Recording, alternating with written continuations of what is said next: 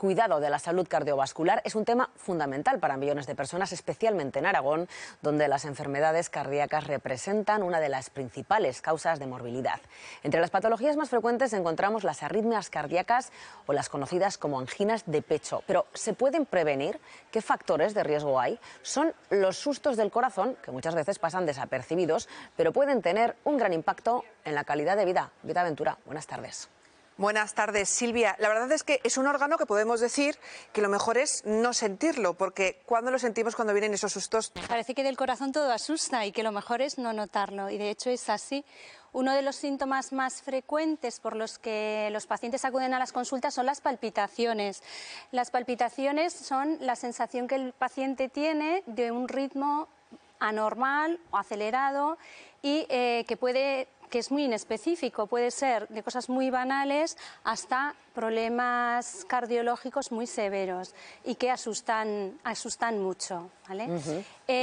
La consulta que nosotros hacemos habitualmente con las palpitaciones, pues bueno, vemos al paciente, lo que nos cuenta, hacemos un electrocardiograma, una tensión y sobre todo cabe destacar que es muy importante descartar que el paciente no tenga ningún tipo de cardiopatía estructural, o sea que el ecocardiograma sea normal, porque según lo que nos cuente, si el ecocardiograma es normal, podemos tranquilizar al paciente y sobre todo pues darle esa seguridad de que no le está pasando nada grave, nada que lo pueda asustar de verdad. Habitualmente hablamos de los factores de riesgo habituales, el tabaco, la falta de ejercicio, comer con grasa, este tipo de cosas, pero ¿qué pesa más al final, esto o una herencia genética con importantes cardiopatías? Pues depende un poquito de la enfermedad de la que estemos hablando, ¿de acuerdo? Pero claro, la carga genética, nosotros nacemos con eso y con eso nos quedamos, es decir, es la herencia que tenemos. En cambio, sobre los factores de riesgo se puede actuar. Hay una serie de factores de riesgo que son completamente, si tú los dejas, el riesgo al tiempo es cero, como el tabaco y el alcohol, y hay otros factores de riesgo que nosotros podemos modular, como la hipertensión, la diabetes, el colesterol, ¿vale? Y todo esto es muy importante, la promoción de la salud y la prevención, la educación ya desde que somos chiquititos, desde nuestros hijos hasta la población general. Y desde luego son las medidas que a largo plazo son efectivas, que son más baratas y que tienen menos efectos secundarios. O sea, no todo se cura con pastillas. La doctora Ordóñez acaba de hablar de esa educación, de lo importante que es tener conciencia de que también nuestros hábitos son responsables de la salud en general de nuestro cuerpo, pero de ese órgano del que hablamos hoy, que es el corazón. Hemos salido a la calle y hemos preguntado si ustedes se cuidan del corazón, si están pendientes de su salud cardíaca, y esto es lo que nos han contado. Uno al año, nada más. ¿Por qué se lo hace? Porque me lo hace la cardióloga, sí, porque mi madre murió de infarto y entonces me lo hacen por si acaso. Tuve algún problema, se me inflamó el recubrimiento del corazón y bueno, pues ahí me lo tuvieron que hacer, claro. Ya por rutina, sí, por saber que estoy bien. Tiene los altibajos porque te tienen que mandar para el colesterol, para la tensión, pero bueno, normal en la edad. Pues no lo sé, yo sí que me cuido, pero los demás no tengo ni idea. Ando, voy a la piscina, nado 3/4 de hora, un día sin otro a andar y así. Es que hay gente que no se cuida, no se chequeos, ¿no? Bueno, en una edad ya yo creo que hay que controlarse, porque claro, si no te controlas no sabes si... Bueno, también a los jóvenes les pasa, ¿no? Estamos de vuelta con la doctora Ordóñez y con Vita Ventura hablando de sustos del corazón. Sustos del corazón, que bueno, hay diferentes casos de más a menos graves, más menos frecuentes. Vamos a hacer a lo mejor una pincelada, Silvia, por algunos de los principales al menos. Vamos a ver ahora algo que a todos nos puede pasar, que da mucho susto, este susto de corazón, y que son las arritmias, que es tan importante que incluso hay, digamos, una especialidad médica de los arritmólogos. Así es, Vita. Estos son los síntomas más comunes. Las palpitaciones es un síntoma muy frecuente de consulta y pueden ser desde arritmias banales hasta arritmias graves que pueden causar muerte súbita. Las palpitaciones se suelen deber con más frecuencia pues, a extrasístoles de la parte alta o de la parte baja del corazón. ¿Eso es? Los extrasístoles son una arritmia que son latidos adelantados, que si aparecen en un corazón estructuralmente normal no tienen mayor importancia, pero que asustan mucho porque el paciente los nota, los pueden notar como latidos desacompasados, como vuelcos, y que pueden generar pues como un poquito de sensación de mareo quizá.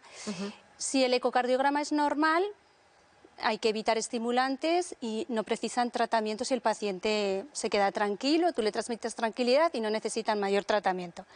Otra arritmia muy frecuente es la fibrilación auricular.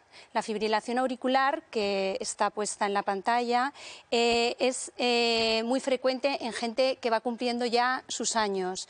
Por encima de 80 años, en torno a un 15 o un 20% de la población de esta edad puede tener fibrilación auricular y es una causa frecuente de embolias, de ictus, que tienen consecuencias a veces muy graves.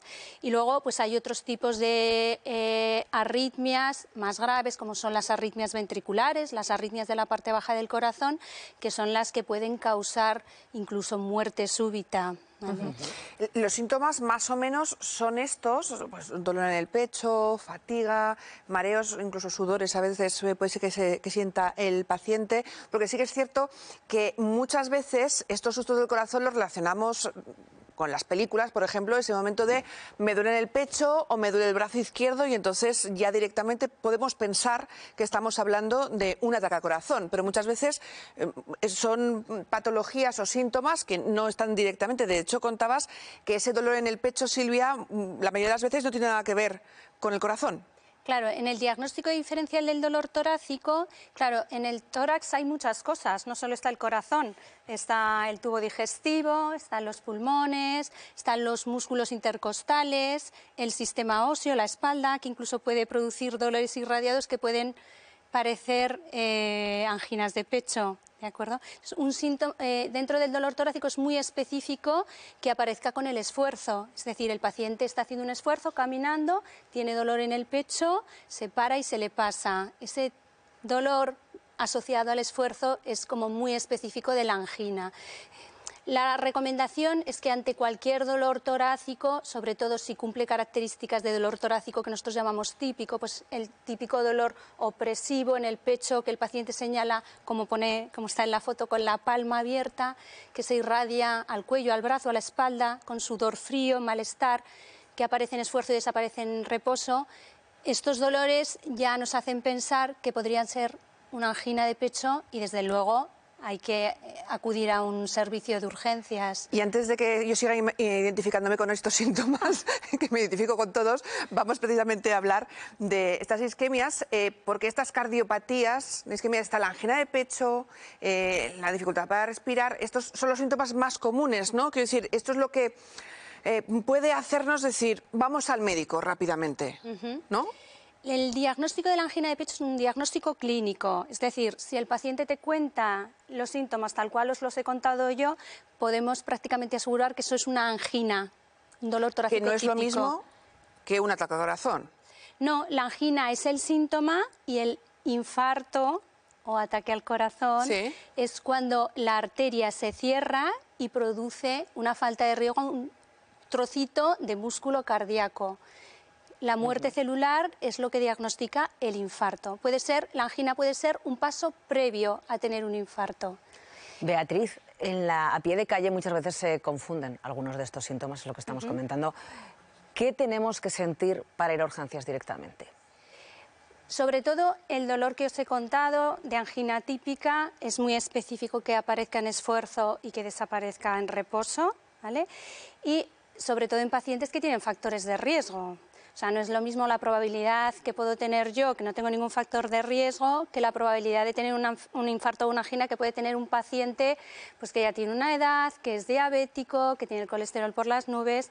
Entonces, cuantos más factores de riesgo tenemos, no es un sumatorio, es exponencial. Cuanto más factores de riesgo tienes, mucha más probabilidad de tener enfermedad coronaria, de tener angina o infarto.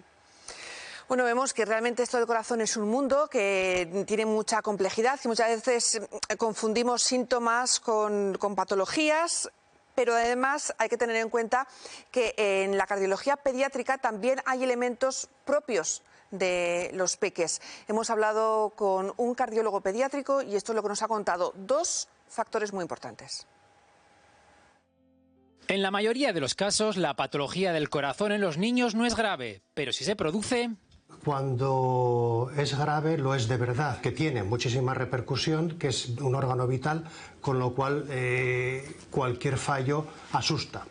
La mayoría de las veces que un niño acude a consulta del corazón es debido a un soplo. Esto significa que al auscultar al niño, el médico escucha algo peculiar. El cual le dice al pediatra, mira aquí debajo a ver si hay algo. Y ese algo, en la inmensa mayoría de los casos, es lo que llamamos el soplo funcional, que no tiene ningún significado malo, es simplemente un ruido, pero hay algunos soplos que son patológicos, que son por alguna anomalía de las válvulas o de los vasos cardíacos. Aunque no suele ser muy frecuente, alguna de estas cardiopatías pueden llegar a provocar incluso la muerte súbita del pequeño. Entonces, básicamente estamos hablando de anomalías de la electricidad del corazón. Son lo que se llaman canalopatías. Son errores congénitos de los canales que tienen las células del corazón para transportar iones, para transportar sodio, potasio y calcio. Esto se puede manifestar de distintas maneras. La manifestación externa puede ser una arritmia grave o una muerte súbita. Los controles del pediatra y los electrocardiogramas son fundamentales para descartar cualquier anomalía. Y al menos un electro a lo largo de la infancia es importante tenerlo para descartar todas estas anomalías. Todas no las vamos a poder descartar. Algunas nos van a dar el susto y la sorpresa sin poder hacer nada por evitarlo. Pero las que podamos evitar, es importante que lo conozcamos para poner fármacos, poner un régimen de vida, una alimentación, algo que nos lo prevenga. Las cardiopatías de corazón suelen afectar a entre 5 y 8 de cada 1000 recién nacidos vivos. La mayoría son benignas, pero existen. Por eso, la importancia de poder detectarlas a tiempo. Beatriz, en muchas ocasiones hay muchos bebés que nacen con cardiologías de nacimiento y luego se curan realmente. Los soplos, por ejemplo, ¿no? Son muy habituales que desaparezcan con el paso de los años. Es muy frecuente que los niños tengan soplos funcionales. Funcional significa que no hay estructuralmente el corazón es normal. Entonces, esos soplos funcionales se suelen solucionar en la edad adulta. Luego hay cardiopatías congénitas más graves que con la evolución de la especialidad son operados y sobreviven y se hacen adultos. Entonces ahora hay cardiólogos pediátricos específicos que llevan adultos que han sobrevivido a estas, afortunadamente, a su enfermedad. Y es otra como súper especialización de la cardiología. ¿Hay factores, por ejemplo, como el género, que marcan el peligro que podemos tener de tener algún tipo de patología cardíaca, más hombres que mujeres? En la cardiopatía isquémica hay más riesgo en los hombres frente a las mujeres hasta que llegamos a la edad de la menopausia, porque los estrógenos nos protegen, disminuyen nuestro riesgo cardiovascular. Una vez que pasamos la edad de la menopausia, al disminuir los estrógenos, alcanzamos a los hombres. Si no nos cuidamos, rápido. O sea, en eso... Se me lo ha dicho mirándome a mí. Entonces hay que, pues, bueno, como hemos hablado antes, ejercicio físico, dieta, o sea, mantener a raya todos los factores de riesgo, porque esa protección que nos dan los estrógenos se pierde cuando llegamos a la menopausia. Y hay un factor que muchas veces se nombra, Silvia, la tensión. ¿Qué nivel de relación hay entre una tensión muy alta, por ejemplo, y una patología cardíaca? ¿Hasta qué punto una es causante de la otra o están relacionadas? La hipertensión es un factor de riesgo para la cardiopatía isquémica, o sea, para infarto o angina. Es un factor de riesgo para muchos tipos de arritmias. De hecho, la fibrilación auricular, las causas más frecuentes son la edad y la hipertensión, ¿vale? Y para otros tipos de... Hay una miocardiopatía hipertensiva también, pues pacientes que tienen la tensión alta durante muchos años, sus corazones, sus músculos cardíacos se hacen más gruesos, más rígidos y no funcionan de forma adecuada. O sea que la hipertensión es un factor de riesgo muy importante, que además cursa asintomática y que puede estar dañando nuestro sistema circulatorio sin que nosotros nos demos cuenta durante un tiempo muy prolongado, sin dar ningún síntoma. Beatriz, pues nos vamos a quedar con que hay grandes especialistas en cada una de esas materias y que seguro que nos atienden estupendamente si llegamos a tener, Dios quiera que no, algún problema de estos. Muchísimas gracias.